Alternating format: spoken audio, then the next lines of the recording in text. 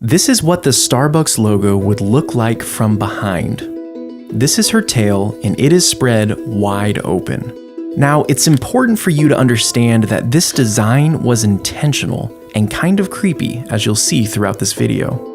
In order to understand why Starbucks chose such an odd image to represent the company, we need to go back to the beginning.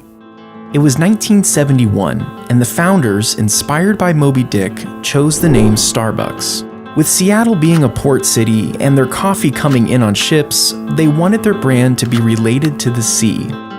Next on their list was to find a logo.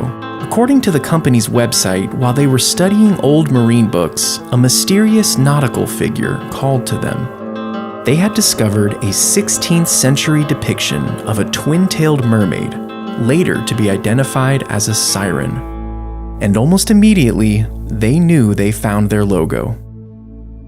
You might assume that they chose the siren because it looked like a mermaid and lived in the sea, but there's actually a deeper and darker reason behind their decision. You see, the siren has its own history that's sort of troubling, and the original founders knew this. In Greek mythology, the siren was first interpreted as a bird with a woman's head. Later, they were pictured as a woman with wings and bird feet.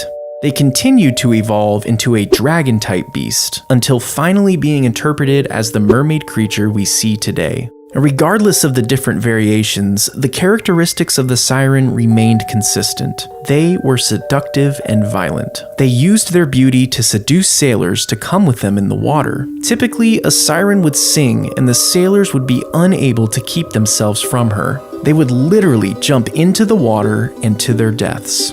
You might remember sirens from the tale of Odysseus, when he tied himself to a mast to avoid being drawn in by their beauty and singing. But wait, what does this have to do with Starbucks? Didn't they just choose the siren because it looked like a mermaid? Well, look at the first logo. The siren's chest was bare, and her split tail was seductively spread wide open. This depiction was no accident.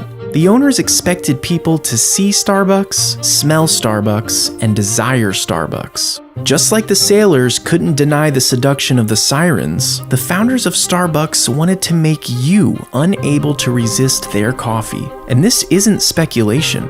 Former chairman and CEO Howard Schultz wrote that early siren, bare-breasted and Rubenesque, was supposed to be as seductive as coffee itself.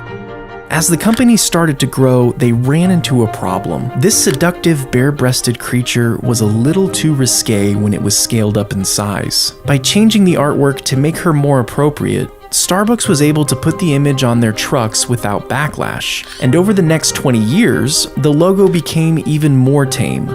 However, through all these variations, one thing has remained consistent. The siren has always been the focal point.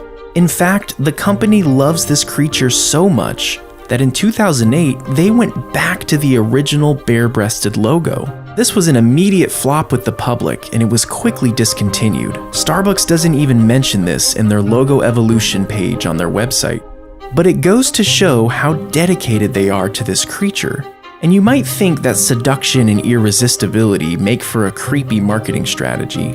But at the end of the day, it is working.